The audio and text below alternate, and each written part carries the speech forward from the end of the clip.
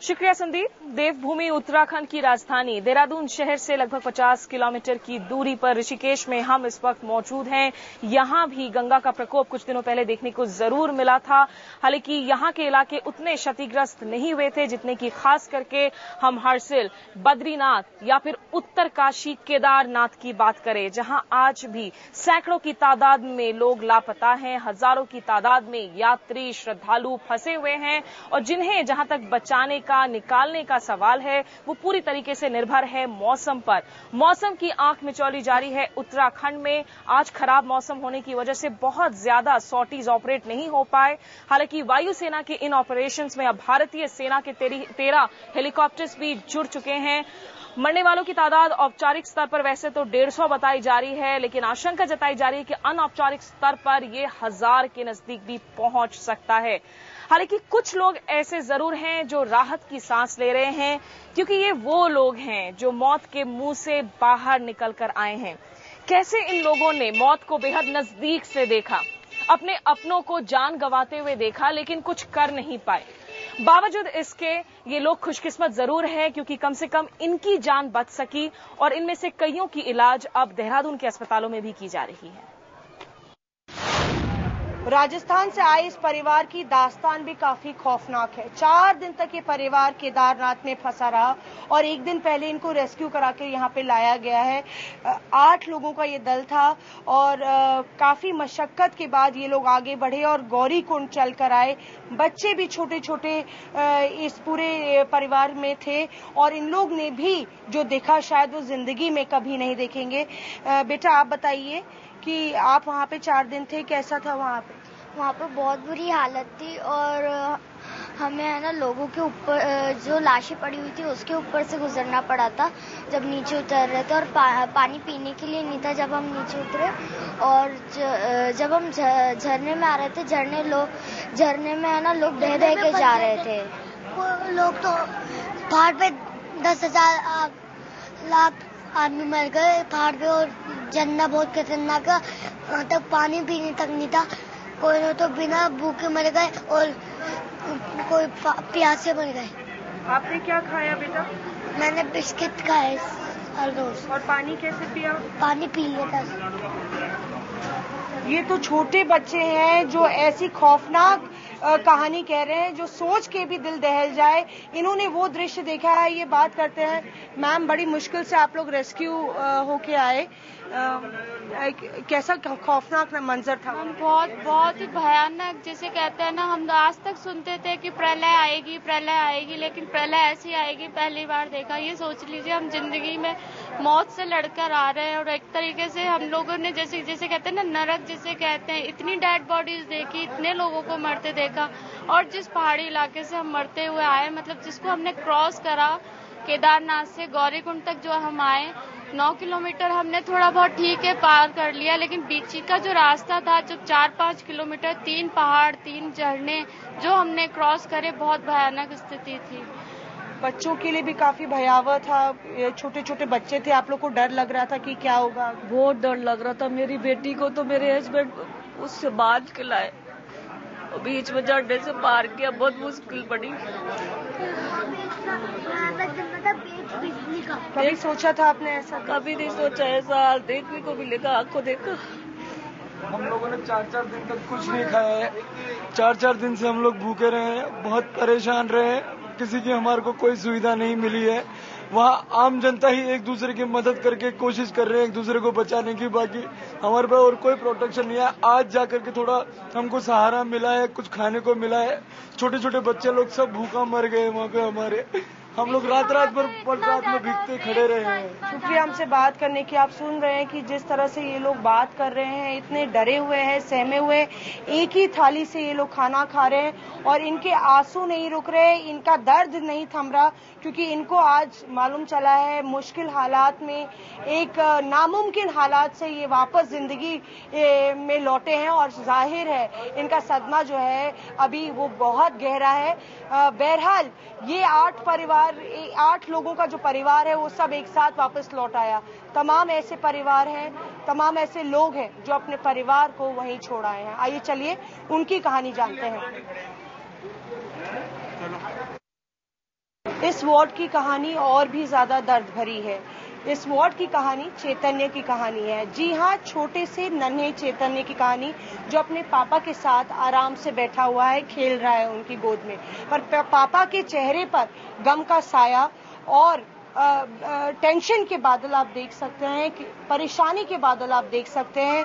चैतन्य और उनके पापा अभी रेस्क्यू होके आए हैं और चैतन्य के पापा जो है वो 14 किलोमीटर चले अपने बेटे को बचाने के लिए, पर अपने परिवार को वो पीछे छोड़ गए। चलिए बात करते हैं उनसे और उनसे पूछते हैं, भैया काफी मुश्किलों का सामना करते हुए आप आए, इतने सारे दिन कैसे थे ये दिन?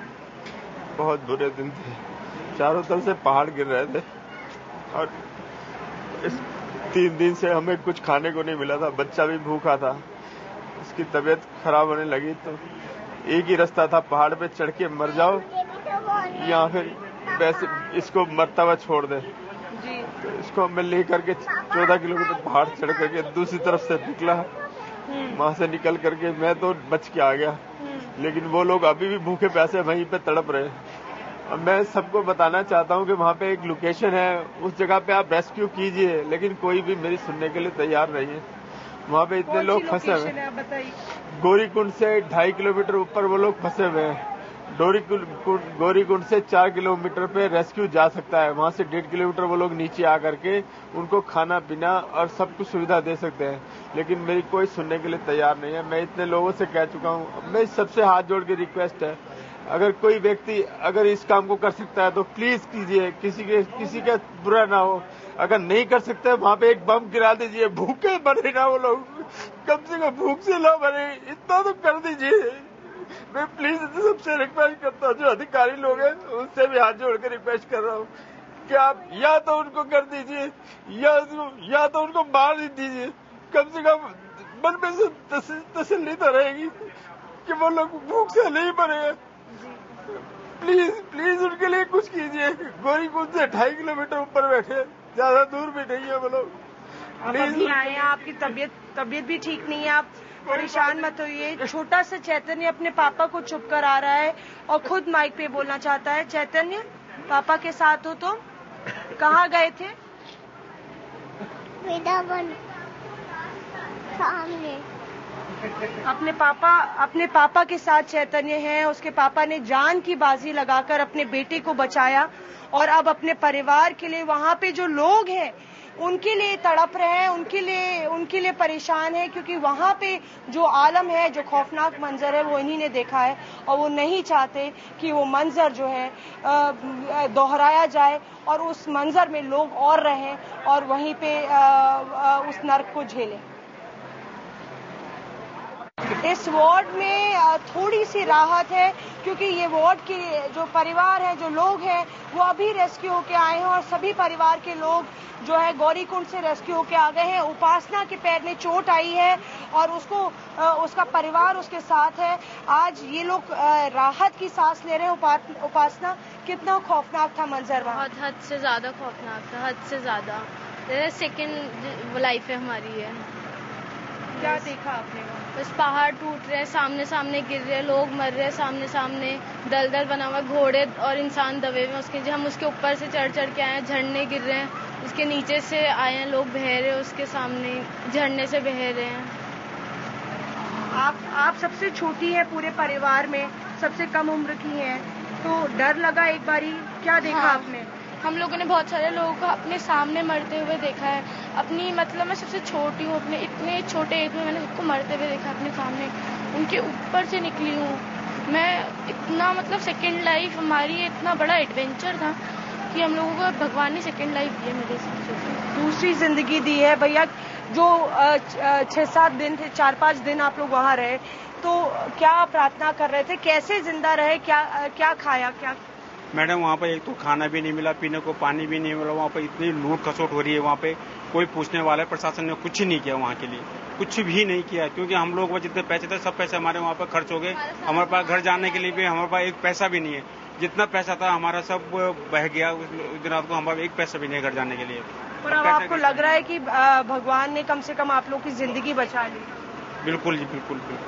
अगर वो भगवान की सबसे बड़ी कृपा भगवान की रहेगी, जो कि हम लोग सब परिवार सहित वापस आ गए। आप सुन सकते हैं इस परिवार की कहानी। तमाम संकटों से जूझ के ये परिवार जो है आज राहत की सांस ले रहा है, पर मुश्किलों के बाद अब इनको ये एहसास है कि भगवान और जिंदगी से बड़ा कोई नहीं। इस वार्ड में मची अफरा तफरी ये बयां करती है कि यहाँ पे तमाम पेशेंट्स को इमरजेंसी ट्रीटमेंट दिया जा रहा है। ये पेशेंट्स अभी रेस्क्यू होके आए हैं और आप देख सकते हैं कि पेशेंट्स की हालत जो है वो काफी नाजुक है, काफी घबराए हुए हैं पेशेंट्स और काफी दुविधा में है, टेंशन में है। उनको जूस दिया जा रहा है, कुछ पेशेंट्स को रिलीफ के लिए ट्रीटमेंट दिया जा रहा है, दवाइयां दी जा रही हैं, ग्लूकोज दिया जा रहा है। मैम कितना मुश्किल था वहाँ पे? बहुत मुश्किल था। हम लोग बचने के लिए पहाड़ी पर चढ़े। वहाँ पे 4 दिन से कोई खाना पानी कुछ नहीं, और ऊपर से बरसात आ रही, बारिश आ रही, बारिश में भीगते थे बैठे बैठे 4 दिन से। बहुत मुश्किल था वहाँ पे। अभी आपको बिल्कुल रेस्क्यू किया गया? मेरे को बुखार हो गया। दर्द हो रहा है? दर्द हो, बॉडी में दर्द हो रहा है? हाँ, क्योंकि वो पैदल चढ़े ना वहाँ केदारनाथ, इस वजह से। और आज सुबह तो मेरे हस्बैंड की भी डेथ हो गई वहाँ। वो वहाँ से खाई से फिसल गई, सो रहे थे ना रात को, ऐसे फिसल गए और फिसलते ही वहाँ उनकी वहीं पे। अब वो वहाँ पे बैठे हैं और मेरा जहाँ झील नहीं लग रहा है। अब वो मेरे साथ में यहाँ पे आएंगे तब मैं वहाँ लेके जाऊंगी। जी मैम। मेरे जोधपुर लेके जाऊंगी। जी मैम, आप प्लीज आराम करिए। मैम प्लीज आराम करिए। हम ज्यादा इनको नहीं डिस्टर्ब करेंगे क्योंकि अभी ये बिल्कुल आई हैं और इनको स्ट्रेस देना बिल्कुल सही नहीं होगा।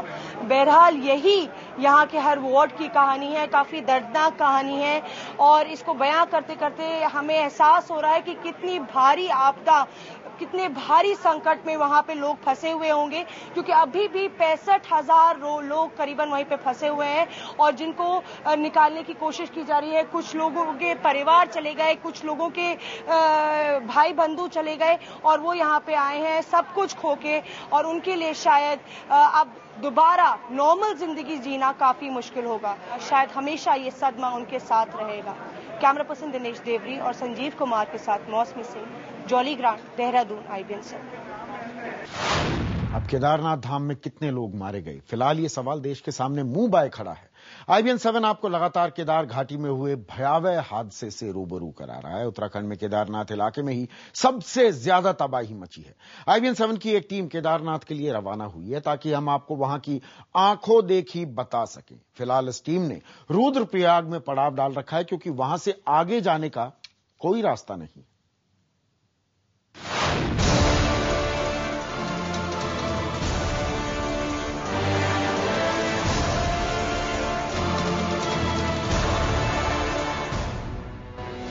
आखिर कितने लोग मरे हैं केदारनाथ धाम में? आखिर कितने लोग मरे हैं उत्तराखंड पर टूटी आसमानी सुनामी में? क्या केदारनाथ में हजारों लोग मारे गए हैं?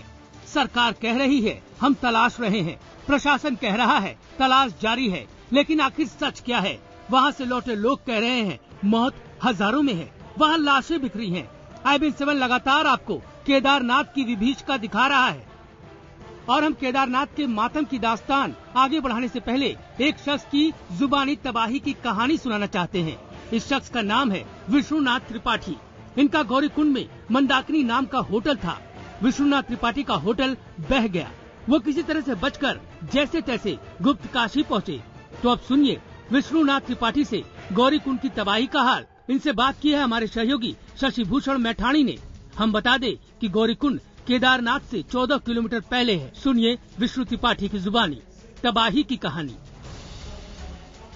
राहत का सर अभी भी कुछ नहीं पहुंची। वहाँ लोग ऐसे चिल्ला रहे, हेलीकॉप्टर देख के ऐसे चिल्ला रहे।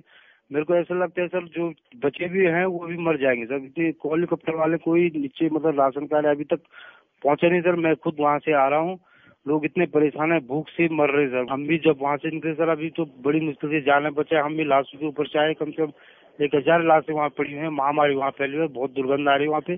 कहीं से भी बड़ी मुश्किल से हमने जान बचाई। हम भी अपने साथ कम से कम 15-20 आदमी को बचा के ले आए, जिसमें से 5 आदमी ने तो हमारे साथ आना ही बंद कर दिया कि उन्होंने नहीं चल पाया। हम भी क्या करते सर, इतने जान बचा से बड़ी मुश्किल से आए इधर। उसके बाद तो सर बड़ी मुश्किल से रात कहीं रुके। हम अभी 15 मिनट पहले यहाँ गुप्तकाशी घर में पहुँच रहे। वहाँ की स्थिति बहुत भयानक है सर। प्लीज वहाँ कुछ करिए सर, नहीं तो और भी जितने भी लोग बचे हुए हैं वो सब मारे जाएंगे सर। चावल 1 किलो टकी हमने कहा कहीं पका देंगे इसको कच्ची, तो जैसे हम सर आए थे किसी यात्री ने हमको देख लिया वहाँ पे चावल लेते, उन्होंने जबरदस्ती जानवरों की तरह ऐसे चावल छीट लिया हमसे, जो कि 15 मिनट में 1 किलो चावल खा गए। तबाही की आंखों देखी भयानक है, रूह कपाने वाली।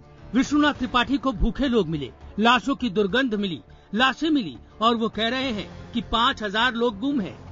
ऐसे ही एक शख्स हैं अश्विनी चौबे, बीजेपी कोटे से बिहार में मंत्री थे। अश्विनी चौबे की माने तो इनकी भी जान ऊपर वाले ने बचाई है। केदारनाथ में तबाही कैसी थी, इसकी आंखों देखी खुद अश्विनी चौबे सुना रहे हैं। कपूर दे करके बचाए मेरे पोते छोटे दोनों, सब लोग परिवार के लोग। में कोई कपड़ा नहीं, भूखे प्यासे, जो हालत मैंने जीवन में ऐसा हादसा नहीं देखा था। अश्विनी चौबे भी दावा कर रहे हैं कि मौतों की संख्या बहुत बड़ी है, हजारों में। तो सवाल एक बार फिर सामने आ जाता है कि आखिर केदारनाथ में कितने लोगों की मौत हुई है। राज्य सरकार चुप है और मीडिया की कोई टीम केदारनाथ इलाके में अब तक नहीं पहुंच पाई है। तो सवाल ये है कि आखिर सच सामने कैसे आएगा। IBN 7 की टीम भी लगातार केदारनाथ की तरफ बढ़ रही है, लेकिन इस इलाके में जाने वाली सड़क अब इस हाल में नहीं है कि कोई वहां जा पाए। भूस्खलन ने पहाड़ से सड़क का नामो निशान मिटा दिया है। IBN 7 की टीम रुद्रप्रयाग यानी केदारनाथ से 81 किलोमीटर दूर रुकने के लिए मजबूर है। मैं केदारनाथ जाने की कोशिश में हूं और मैंने ये दूसरा रास्ता अपनाया है कि मैं किसी तरह केदारनाथ पहुंच जाऊं, लेकिन यहां आने के बाद आप सामने ये देख सकते हैं ये सड़क पूरी तरीके से टूट चुकी है। अलकनंदा का जो कहर है वो इस सड़क पे बरपा है। ये नदी का उफान अगर मैं आपको दिखाऊं तो अभी भी अलकनंदा उफान पर है। सेना भी हेलीकॉप्टर से केदारनाथ में लगातार लोगों को बचाने की कोशिश कर रही है। अब तक वहां से तकरीबन 1000 लोगों को निकाला गया है। शुक्रवार सुबह तक 500 और लोगों को सुरक्षित जगहों पर पहुंचाए जाने की उम्मीद है। ITBP की माने तो फिलहाल केदारनाथ से हर शख्स को निकाल लिया गया है, लेकिन वो ये आशंका भी जता रही है कि आसपास के पहाड़ी जंगलों में लोग अभी भी हो सकते हैं। आसपास के पहाड़ों में छुपने लोग चले गए थे, वो धीरे धीरे आने शुरू हुए थे, तो रात को इकट्ठे हो गए थे। तो जैसा मैंने बताया अभी भी 400-500 लोग ऊपर हैं जिनको आर्मी नीचे लेके आ रही है। तो रात को अगर वो आएंगे या कल सुबह आएंगे तो कल उनका रेस्क्यू चालू होगा। लेकिन वहाँ मरे कितने लोग हैं, इस बारे में अभी भी कोई खुलकर कुछ नहीं बोल रहा। हेलीकॉप्टर लगातार केदारनाथ की तरफ कूच कर रहे हैं। लोग रास्ते में चलते हुए नजर आ रहे हैं। कई दिन बीत गए हैं। भूख, कमजोरी अब लोगों के लिए और मुश्किल बनती जा रही है। पुनीत त्रिपाठी के साथ ब्यूरो रिपोर्ट, IBN 7।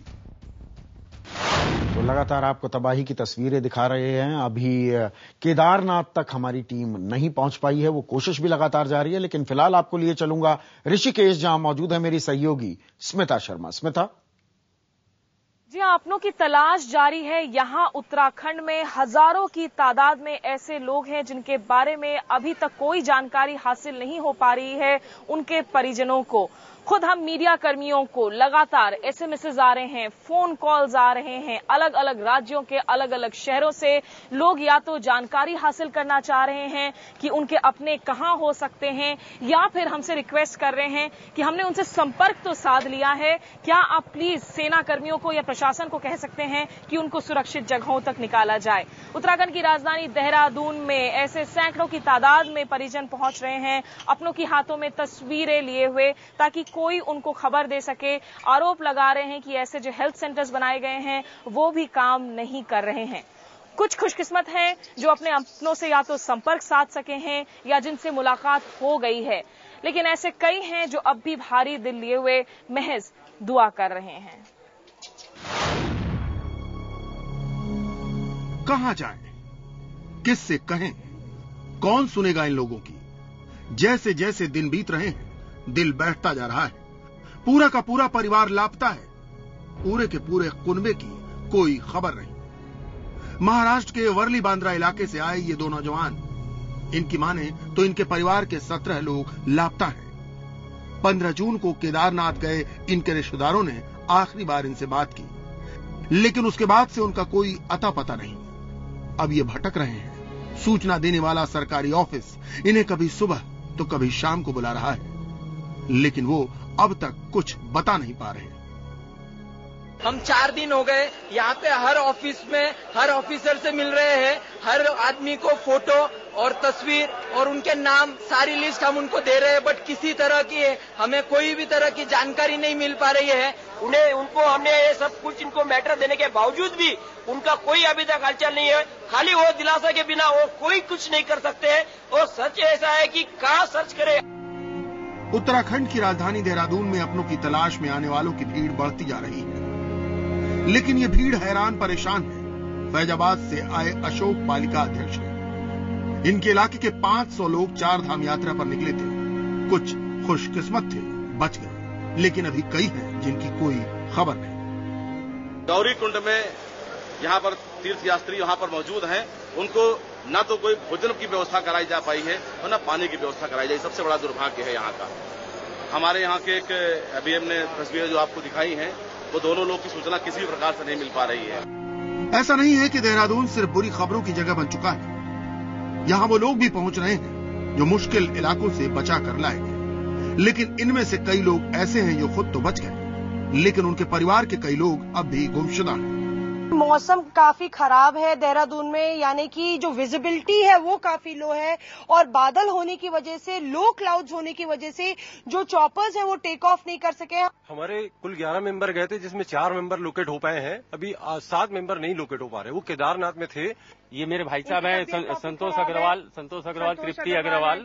ये फंसे हुए हैं, इनकी तबियत खराब है। ये गुप्तासी में पांडे लॉज में ठहरे हुए हैं। ये इनके आने की व्यवस्था नहीं हो पा रही। जयपुर से आए हैं और ये हमारे भाई साहब गौरी कुंड के पास में फंसे हुए हैं। ऐसी आपदा इन लोगों ने नहीं देखी थी।